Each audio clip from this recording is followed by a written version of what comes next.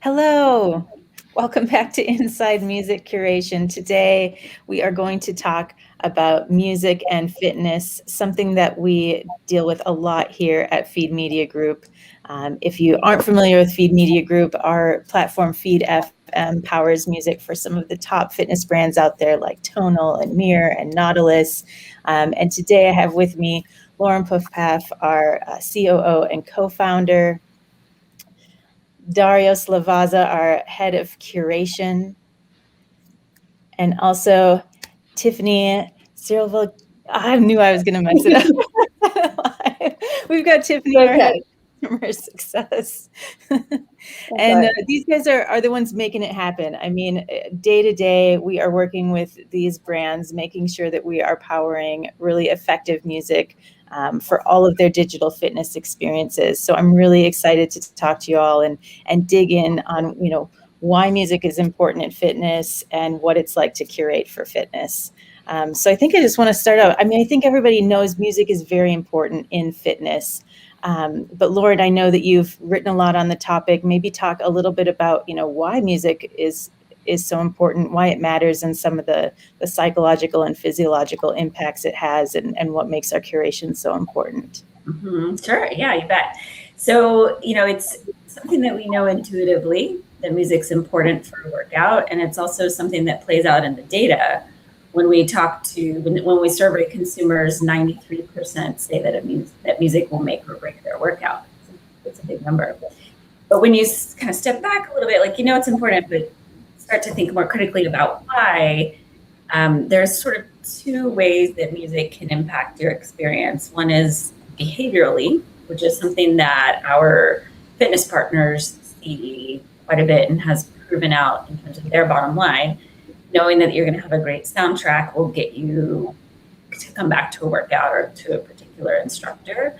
And, the right music can help you kind of push through the hardest point of a workout. So there's a behavioral piece to it. Also, interestingly, a huge physiological piece. So, music really can drive physiological change and is used for things like stroke recovery to help rewire your brain and relearn your gait. And I mean, how we process music is just really, really complicated. It's not like language. It's firing up all these different segments of your brain. There's the visual cortex, the cerebellum, the temporal lobe, the frontal lobe. So it just really lights it up. You can see this on MRI scans as well. And so it means that music is an active, psychologically engaging process. And so when all of those different components of your brain are activated and it's in sync with the rest of your body, and you're getting your endorphins going and the dopamine hits that come from working out, it just creates a really compelling, memorable, positive experience, even if you're dying from a workout. So there's a lot of different ways that music ultimately is important to a fitness experience. And Dario, how do you see some of those, physiological effects affecting how you're curating music? I know it's not as simple as creating a playlist of your favorite songs. What's really going into your process as you're determining the right music for the right workout? Well, there's so many different factors, and something that we try and get to people is repetition in a workout's important, and repetition in what you're hearing is important. Hearing something that that's familiar, and hearing it again and again, one, puts you in the right headspace and sort of pumps you up. If your brain is focused on hearing new music, it's actually distracted. Part of you is pulled away. But if it's something you're familiar with the rhythms, with the sequences, you can really dig into it. And so that sort of balance of something that's fresh, because you obviously don't want to listen to the same song every time, but that still gives you that familiarity, is really important, and can sometimes, I think, be a challenge to sort of find. Yeah. Go ahead, Tiffany. Cool. Yeah, to chime in from our customers' perspective, we have a breadth of fitness customers on our platform. These end users are looking for the entire package. They're looking for the workout content, the instructors, the coaches to motivate them. And the music is a part of that entire workout experience.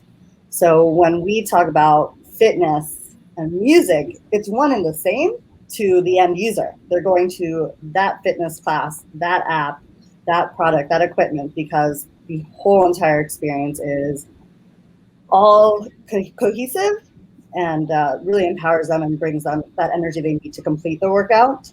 I think that's really what the end users are looking at.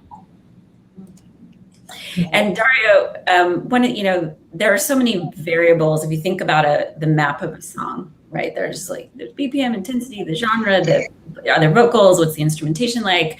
What do you find is most important, and does it vary by workout modality? I think it varies by workout modality, but I would argue, aside from, sort of RPM and BPM based workouts like cycling and rowing, which are tied to, the exact BPM and the rhythm, and even those, intensity is so much more important than BPM. A song that is slower but has the right intensity, and it's about getting you pumped, right? And getting those endorphins rushing and all of those things is more important than a fast song or something in that space. And intensity is something that there's metadata that can be attached to it and some other stuff, but is, so subjective and, really takes a nuanced understanding of momentum and maintaining that. I think that's really the biggest factor. Two songs could be at the exact same tempo, but have wildly different intensities. And it's something that I think is oftentimes underappreciated and overlooked when people are thinking about how much music is out there to actually use for a workout. Mm-hmm. It's a good point that, the makeup or the contents of the charts changes as moods change and culture is impacted by everything going on in the world. How are the charts for fitness right now?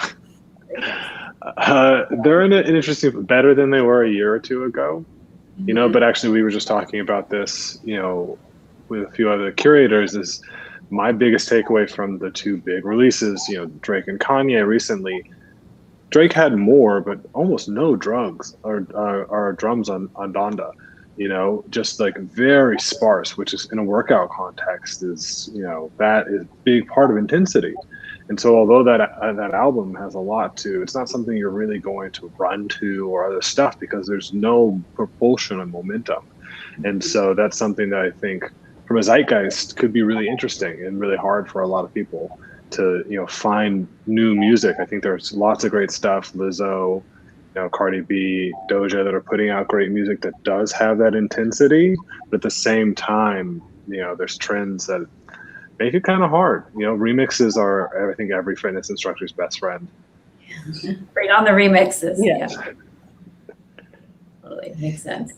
And I think, there's, you're going in and you're working with our customers to create stations for specific workouts, but it's not a static thing that you're doing, right? Like we're continually updating these. So as far as new music coming out, but also just new music going in, like how do you work with partners to keep the stations fresh? I think it's about understanding their cadence for producing content, first and foremost, and how they want their end users to engage. Is this something where they want them to come back and take the same class over and over again? Is it sort of a journey of classes that they're taking, as time goes on, and what that cadence is? And then, lining that up with the reality that, the music industry is its own sort of, train, and it goes at the momentum that it goes. An album might be pushed back, might not be released, might not have anything worthwhile to actually add. But we found that, a month is really the time where you get new things that have come out, remixes or other things that you can make a significant add to an album. But it's a constant negotiation. There are times where it's better. The beginning of the summer is always great. Everyone wants to put out their albums. Ironically, the big time for fitness, January, and that big push is a dead zone for music. Nobody puts anything out in December through there, and so it's a bit of a they're at opposing ends of that, and it's sort of a challenge. Yeah, that makes sense. I think it's also interesting to note, like, we're living in a ever-changing world with fitness, with everything going on in the world itself. So we constantly stay in touch with our customers and really engaging with their end users, because that's changing. Their behavior is changing.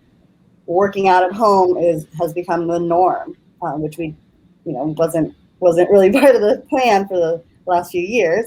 But now they're working out at home. They're getting outside more. They're building home gyms. So staying in touch with the end user and learning their new behavior as, again, the world changes really helps us hone in on what's the best music to produce and to serve them. So.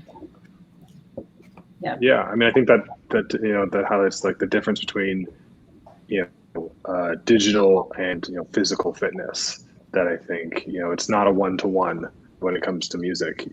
There's very different considerations for a digital fitness offering, music, and even beyond that really affects the user. Sort of that when you're talking about being in a physical space, you're thinking of very different things and really changes your workflow. I think that's true for the exerciser for sure, and then also for the instructor, right? And we work with a lot of companies where, instructors are filming in a studio by themselves, and I'm always just so impressed with their energy. Like, I don't know how they do it, and they're doing the workout too. They're pretty amazing. But it's the instructor and how they would typically maybe program a workout and then on the fly choose music, and that doesn't work for digital. It has to be clear. We have to stream it separately. So it does introduce, like you said, some different workflow considerations, I guess. But I think I like to, like, in the process that the team goes through, it's like being a DJ in a lot of ways, right? Because you're thinking about who's the person on the floor or on the mat, and then what's the workout flow? Like, what's the script? What are they being asked to do throughout the whole thing? And then you keep it interesting. You bring in the brand components too for the fitness brand, and then we get the data. That's the upside, or one of the upsides from a digital fitness perspective is, you and your team get a lot of data and customer feedback to analyze and optimize. It's not the same as real time where you've got people thumbs upping a song live in a studio, but in aggregate, it can be really powerful across all the different customers to see what people love. Yeah, I think the data is such an interesting part of all of this. And Tiffany, maybe you can speak a little bit to, some of the feedback that we get.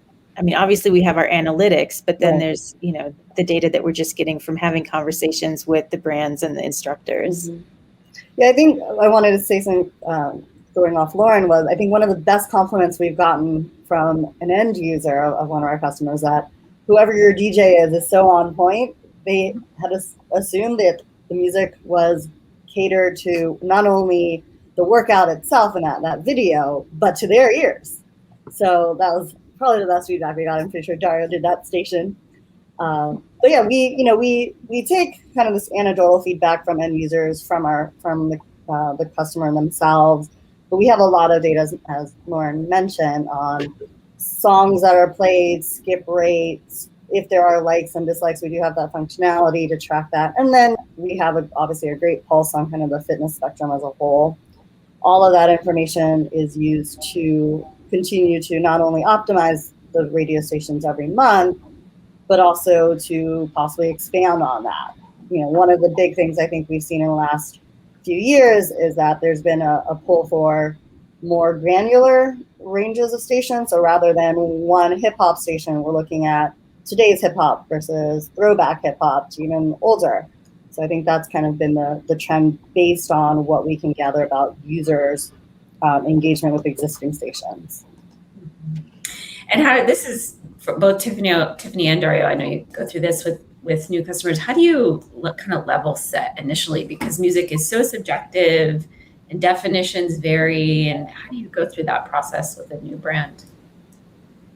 That is a great question. So, to start, we want to get a pulse on what their brand is. What are they shooting for? What are they aiming for? And obviously, we will iterate on that as we learn more and more about their users. But it's fairly easy to start with, kind of the standard, most popular genres, which we know will please a majority of end users, majority of people working out. But we obviously want to gather as much information as we can prior to creating all those stations. So I think kind of the default stations fall into like the top 40 that will be like pleasant to the ear during most of your workouts. And then going a little granular as to, okay, what are the demographics for your users that you know so far? And then Dario can speak to that as far as like what is best to serve them. We have our suggestions. Their feedback or their subjective choices definitely come into play to start. But we know the space fairly well, really well. So Dario will give his expert opinion. Yeah, Dario, what are the definitions that you like have to get clear on right at the beginning with folks? I mean, I think, framing for demographics, I think that is key and important. And I think it's really hard for a lot of times, people who are in this space and they're experts at what they do, in their companies, to sort of pull themselves out of that music if the demographic that they're trying to reach isn't the same and that lines up. And so I think, one, it has to do with the modalities that they're trying to sort of lock in on and work on. But it has more to do with the top 40 is easy. It's what is popular and on the charts. There's no question about that. There's an objective list that we can look at and sort of pull from.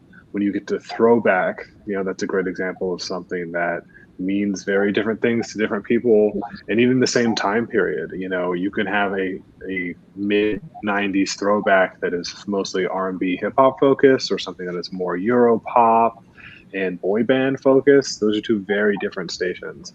And so I think trying to level set on the demographic of, age range and sort of things around that are probably the most important. And then also, I think just, from brand identity, what sort of voice do you want? Do you want to be someone that's on the cutting edge and sort of newer? Do you want to be something that's familiar and sort of broader? I think a good general platitude is, the music should be good, but I don't want it to distract. And you shouldn't notice it besides it motivating you, which is why I think those big, the big 5 genres, kind of are the best starting place, and then to go from there depending on what modality you're working in. Yeah, and then so if you ask 3 people for their definition of clean versus explicit, how many answers will you get? Yeah, that's, and that's where I think you got to really get into specifics. I like to start broad and then, sort of narrow in. Start with like a movie, rating system, and then narrowing down to specific words and phrases and sort of other things in that space, which again, yes, if you've thought about your brand and these other things, those are really easy questions to answer. And so it's sort of just like, or it answers those questions for you. You come out the other side with a very clear understanding of, actually we're very family friendly. That's what we want. And that's, sort of where we're sitting, or we're a little bit more adult, sort of edgy, focused on that. And so, yeah, it's, very specific questions, down to the nitty gritty, like I said, of, what words are not okay. Right. Well, and I mean, I think we're fortunate to have these relationships that span many years. And so, the brand perspective can change, their audience can change, and then culturally things become acceptable or not acceptable too. So it's an ongoing conversation. Yeah, I think it's really interesting, again, to dive into this. We're talking about curating music specifically for fitness and generally for digital fitness. Just to kind of recap, maybe Tiffany, like, for someone getting started, what are those top 5 genres that, if you don't know where to start, if you don't have the data and you just want to dive in, like, where do you need to focus when you're getting started? And I'll tell you what I think the top 5 are, and Dario can correct me if you disagree. So we typically start with something that will be, again, pleasant, pleasing to most listeners. And that's top 40. It's going to be a little bit cross genre. We still obviously want high energy for fitness. And then moving into pop, hip hop, rock, and dance. Now those are, again, 5 fairly broad genres. We can definitely go more granular as we learn more and more about the the end user. But yeah, Dario, your thoughts on those genres? I think that's it. What we've learned is, when you start to branch out, genres are called niche genres for a region. Techno is obviously it's a genre that exists, and I'm sure plenty of people that love to work out to it. But when you think broadly for a huge audience, the amount of people that actually are going to want to work out to techno are so small that if you're really trying to hit the maximum amount, breaking out dance or electronica into techno, house, etc., doesn't really make a lot of sense. You're better off sort of pulling those together and having a broader appeal group in that sense. So yeah, I think that's definitely right. But there's going to be brand wise, country falls into a category where there are plenty of brands who have a large portion of the demographic that's what they want. And that's the kind of thing that, you do sort of takes time to learn, but you can always go back and add. It doesn't, I think that's the nature of our relationship, is that there is that opportunity to learn and to change and to sort of mold as we go. I also want to say those genres are usually, they are high energy. We plan them out to be that way. So we have to look at all the modalities that our fitness partners serve. So the five genres I mentioned, what if it's a yoga app? What if all the workouts are yoga on the mat, stretching based classes? Don't know if everyone wants to do that to dance. So, we do see that having at least one or two options for kind of that slower, more down tempo sound, is suitable. So ambient tracks. Ambient tracks, down tempo, in like slower indie. Again, now indie has a different definition. Well, we're just about at time, Lauren. Do you any final words of wisdom for someone that wants to start curating music for fitness? Well, I think just to summarize it, it's start broad, serve the most potential people of your audience, and then with data, with time, it's an iterative conversation. What's going to make my team happy, and then our team with their analysis on the optimization side can help inform that too. Awesome. If you'd like more information, head over to feed.fm, and we'll see you next time on Inside Music Curation. Thank you, Lauren, Tiffany, Dario, everyone for tuning in, and we'll see you next time. Thanks, Melissa. Thanks.